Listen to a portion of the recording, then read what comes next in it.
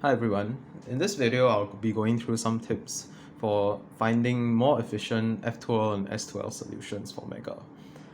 The reason why I'm doing this is because a lot of times the standard advice given for getting better is to do slow solves or watch example solve videos to pick up more efficient solutions.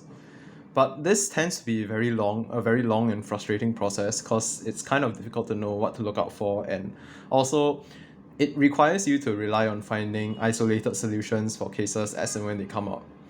So if you actually try and implement these solutions, it can take a very long time since to make them stick, you need to see them over and over again. But if they are isolated cases, you might not remember them the next time you encounter them. I will say that these tips are advanced in the sense that you don't really need to do any of them to get sub 2, sub 1, sub 50, or even sub 40. And many of these I only discovered and started doing when I was sub 45 and didn't fully internalize until I was sub 40. And there are people out there who can get fast by doing just 3x3 solutions and turning faster than I do. But you can definitely learn some of these tips no matter what your speed is, and it always helps to solve better. If you want to get as fast as possible, then you definitely need to implement some of these things eventually. As a side note, the exact solutions that you want to do in your solves will likely depend on what finger tricks you're comfortable with. So for example, for me, I always do lefty double flicks, so I can do U2 prime very easily. Some people cannot do this, or some people use idles like this, which I personally don't. And so if you use different finger tricks from me, you might find some of the solutions like more awkward, or you might want to experiment on your own with different solutions that are more comfortable for you. Now, a general principle that many of these tips follow, and that you probably should too if you try and find your own solutions, is to minimize rotations. So of course, on Mega, rotations are inevitable, and you will do a lot more than you do on 3x3. But you still should try not to do too many or more than necessary. So for F2L, what this means is that you should generally try and solve pairs that are kind of adjacent to each other and like kind of build up like bigger blocks until like you reduce to the last few. So for example, you don't want to like solve this pair, then jump all the way to solve this pair, then solve this pair, then solve this pair again. So you keep doing like what y2, y prime, y2 again, and so on and so forth. So instead, you might want to solve this pair first, then solve this pair, or then solve this pair, or if you can't find them, you solve from the back like this pair, something like that. For S2L, one thing you can do to reduce unnecessary rotations is to always try and keep the U center on U. So let's say I have these two pairs here, so this pair is solved and I want to solve this pair and this pair, and I see that one is here, one is here. Right, so I might see this pair here, pair it up, somehow bring it over here and insert there, and then after that I see this and then I insert it like that. But this requires a lot of rotations because you first rotate here to solve this pair, to pair this up, then you rotate to the other side to insert it, then you come back, and then you might even need more rotations to solve this one. So a more efficient way of doing this, which you can find by trying to keep the U center on top, is to pair this up like that, and then use the back insert like that. So now I've inserted this pair without putting the U center on any other face that's not the top. And then here I have this edge and this corner, so I might pair them up like that and then insert like that, while still not letting the U center leave the top. Right, so that's it for the general tips, and now I'll go into some more specific techniques. So this technique is what I will call pseudoblocks, and I'm borrowing this terminology from FMC, where sometimes if you have this, you can build this sort of thing, which is called a pseudoblock, and when you switch to the inverse or normal, then you can insert some pre-moves and like correct this to make an actual block. So like this part obviously doesn't apply on Mega. I'm just borrowing the terminology for the blocks. So what I mean by pseudoblocks or using pseudoblocks on Mega is to kind of build this sort of thing, but because you have more faces on the Mega, you can actually just build the block in a different position and correct with this extra move. So one way to think about this when solving S2L is to treat a different edge as the so-called star edge and treat a different set of corner and edge as the pair. So here, for example, if I would like to solve this purple, blue, and green block at the back, then normally what people are taught to do is to treat this edge, so blue, purple, as the star edge and this slot as the pair. So as you can see, this edge is the star edge that's supposed to go here, and then this corner and this edge are meant to be the pair which you have to insert the back. So what I mean by pseudoblocks is you don't actually have to treat this edge as the star edge.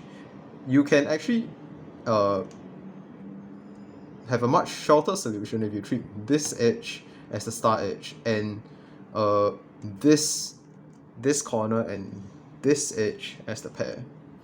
And in this case, we see that if we put this down here like that, actually this can be paired up very easily like this. And then we can just so-called insert this pair like that. And then we have the block done, and then we can do an L to correct it and insert the block as such. So of course, when you first start applying this technique, it can be very difficult to see which edge you're supposed to treat as the star edge. So for example, in this case, let's say I want to solve this purple, yellow, and orange block. And we have the edge here, the one edge here, and this corner and edge here, which is supposed to be this pair. And well, in this case, it's not that bad to just insert the supposed star edge and then solve this pair like that.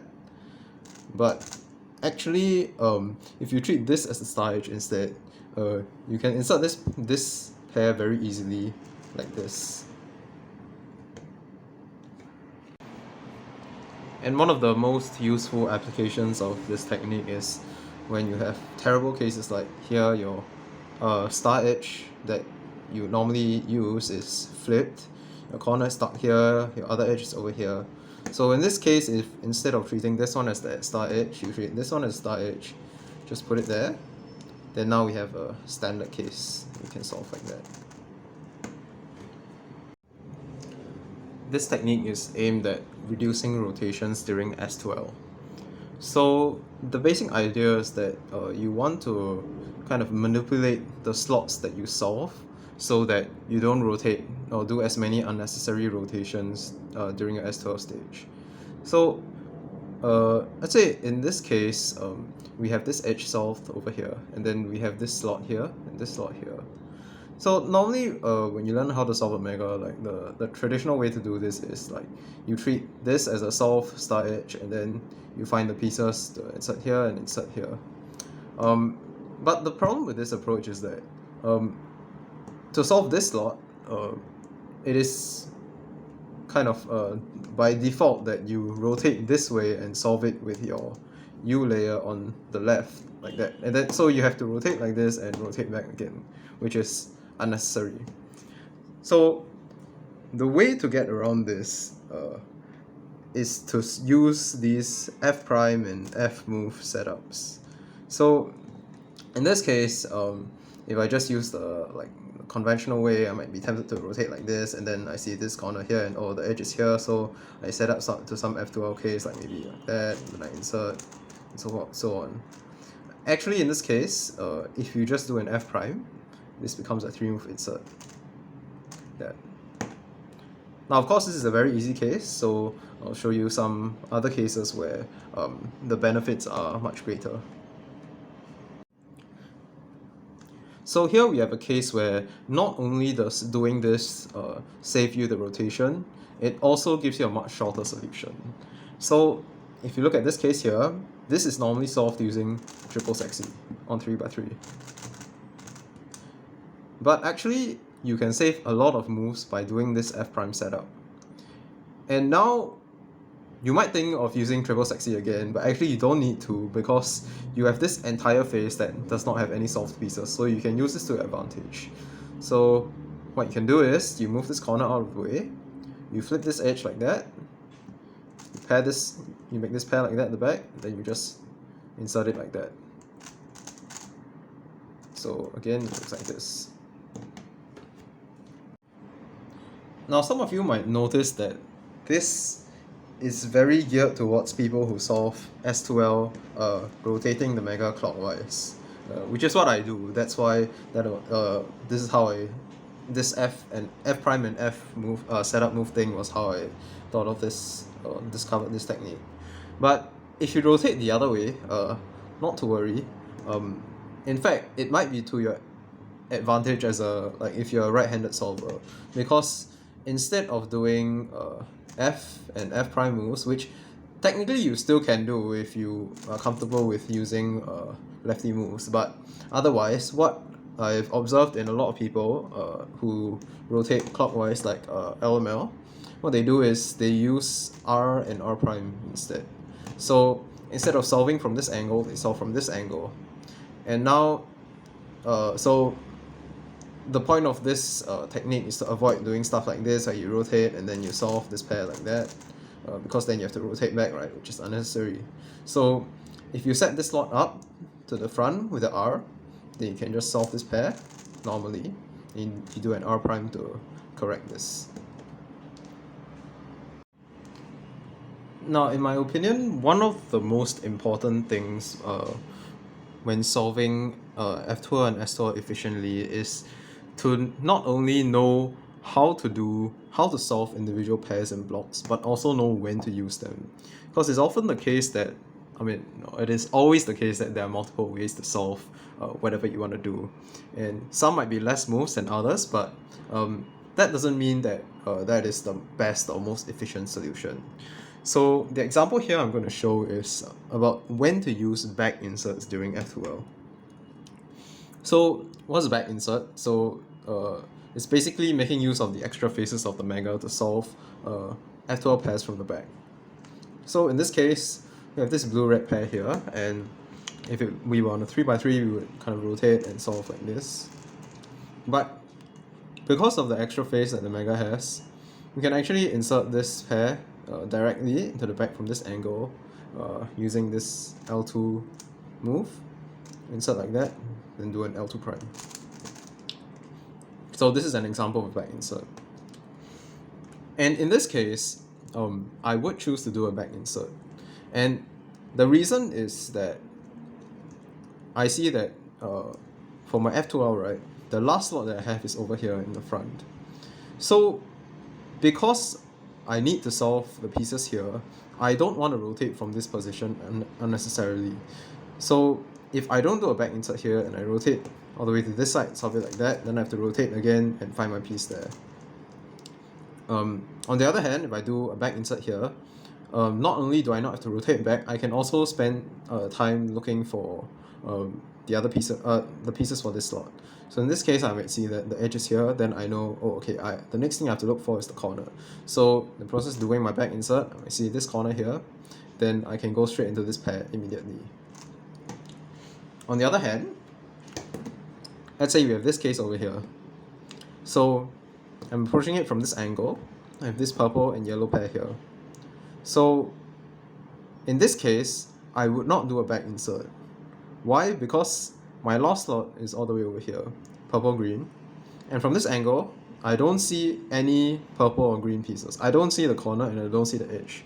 So I know that they're probably all the way on the other side, which they are.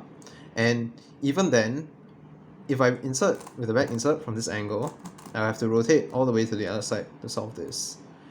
So instead of doing a back insert here and having to rotate like that, I rotate once while solving this pair, so that I get a better view of the rest of the cube. I can see more of the pieces.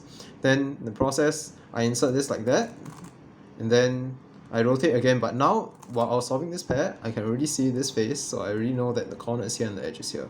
So then again, I can go straight into solving this pair.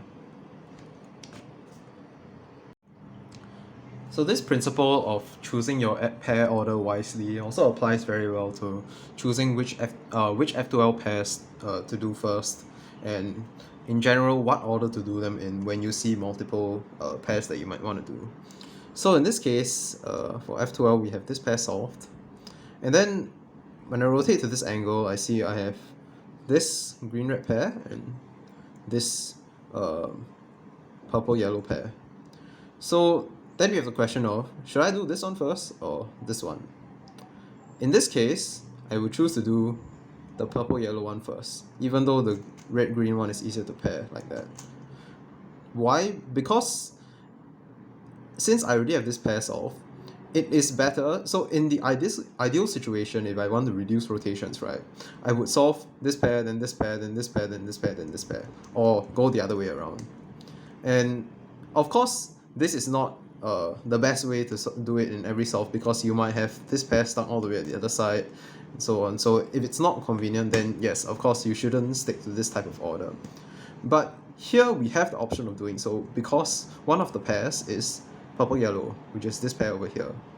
So in fact, what I can do is I can solve it from this angle, use a back insert on this, and then after that I might solve this one. I might not also, because if I see the purple-green pair, then I might do this like that. And even though this might mess up the positions of this pair, at least I know I can track this pair. It will be within my sight, and I will not have to do unnecessary rotations where I rotate to this side to solve this red-green pair, then I rotate back to solve this green-purple pair, then I rotate all the way around to solve this blue-red pair. It will be just going once, like one y prime per pair, like that. So that's it for this video. I hope you've learned something from it and found the tips useful. I also hope that these will help you find more efficient solutions of your own, and I wish you all the best in your Megaminx improvement journey.